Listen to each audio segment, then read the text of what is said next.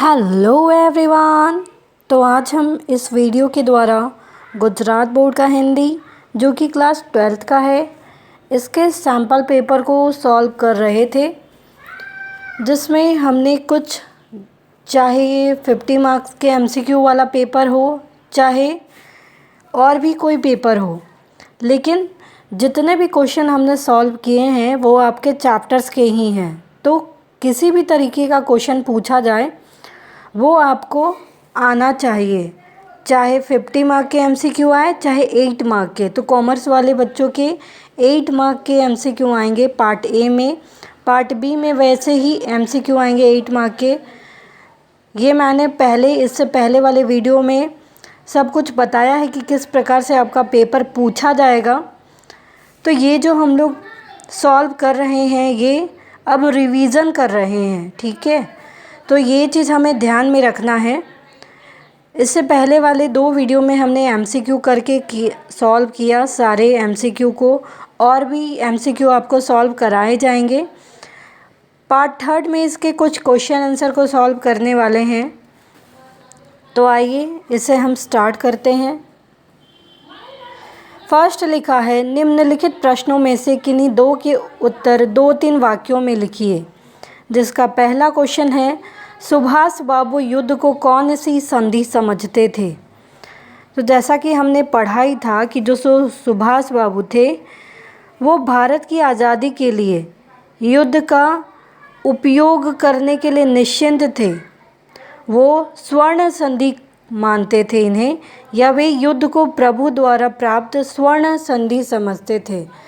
तो ये स्वर्ण संधि आएगा यहाँ पे कि कौन सी संधि, तो स्वर्ण संधि समझते थे। नेक्स्ट अगर आप देखेंगे तो लिखा है, सोमा बुआ ने अंगूठी क्यों बेच दी। तो हमने पढ़ा भी था कि सोमा बुआ अपने रिश्तेदारों से बहुत ज़्यादा लगाव रखती थी। उनके जो देवर है उनकी मृत्यु हो गई थी, उनके समधियाने में किसी लड़की की शादी थी, और जो सोमा बुआ है वही सारा रिश्ता निभाती थी, क्योंकि उनके पति को, सन्यासी पति को किसी से इतना लेना देना नहीं था।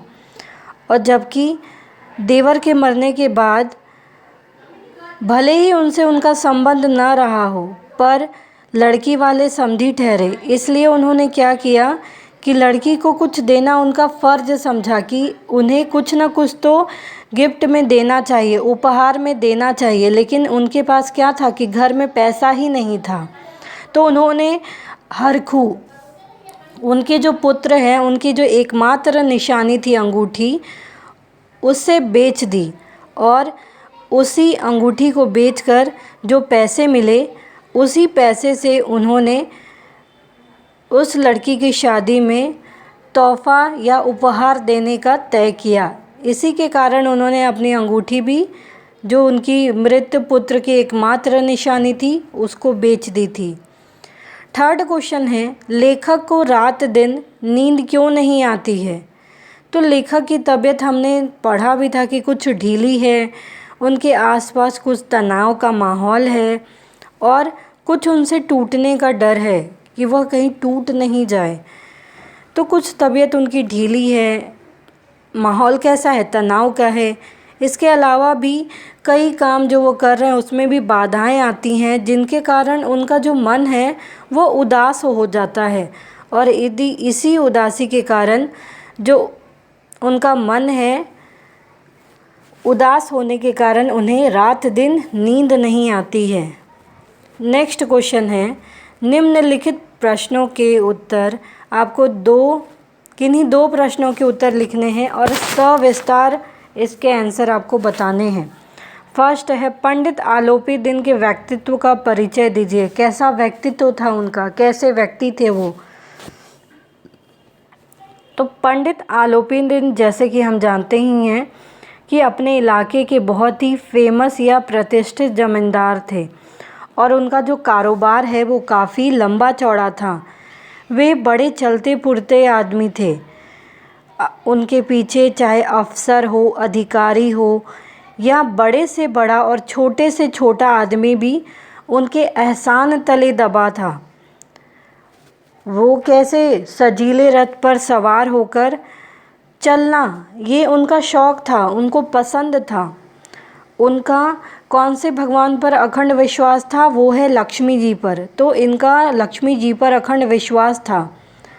वे संसार ही नहीं स्वर्ग पर भी ऐसा समझते थे कि लक्ष्मी जी का ही राज है। चाहे ये संसार में, ये दुनिया में या इसके बाद वाली दुनिया में भी सिर्फ लक्ष्मी जी का ही बोलबाला है।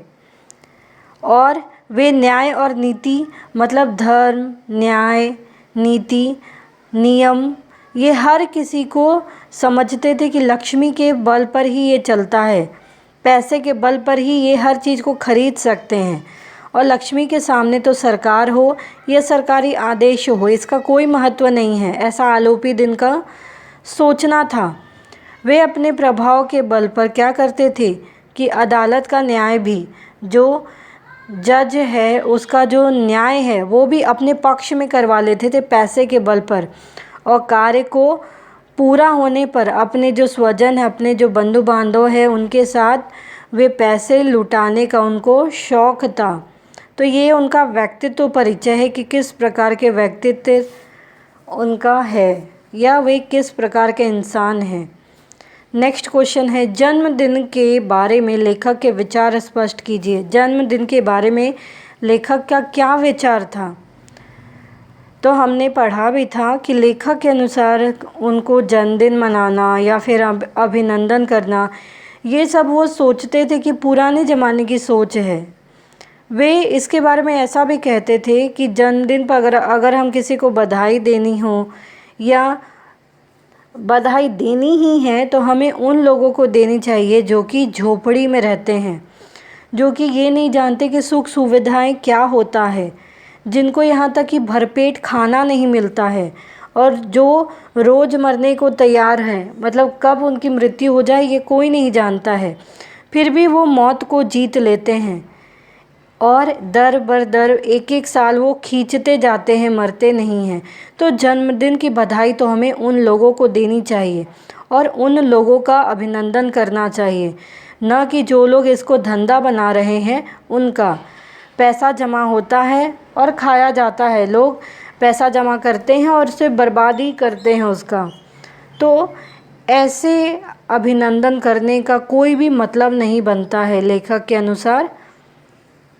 नेक्स्ट क्वेश्चन है, रेडियम की उत्पत्ति का सविस्तार वर्णन कीजिए। रेडियम की उत्पत्ति किस प्रकार से हुई थी? तो रेडियम की उत्पत्ति हमने पढ़ा भी था कि ब्रह्मांड के अनंत अकल्पनीय गृह में हुई थी, जिसकी कल्पना करना हमारे बस में भी नहीं है। वह उस अनंत शून्य में न जाने उसी काल में वो न जाने कितने समय से कितने सालों तक इधर उधर घूमता रहा। फिर वह या वायव्य सागर का एक अंश बन गया, एक हिस्सा बन गया और कई युगों तक वो वहीं पड़ा रहा। इसके बाद भी अगर आप देखेंगे तो कई वर्षों के तक अत्यंत जलती हुई वस्तु का वो एक अंश बन गया, पार्ट बन गया।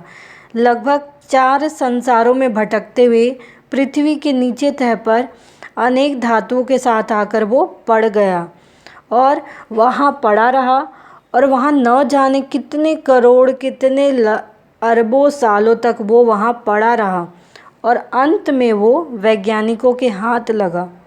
तो इस प्रकार से रेडियम की उत्पत्ति हुई है। नेक्स्ट क्वेश्चन देखते हैं।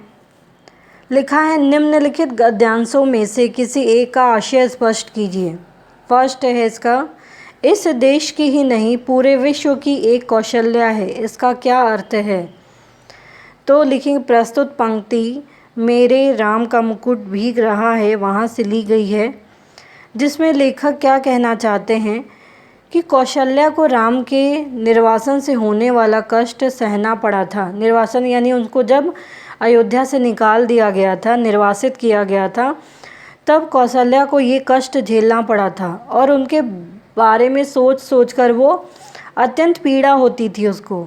तो कौशल्या इसका प्रतीक है।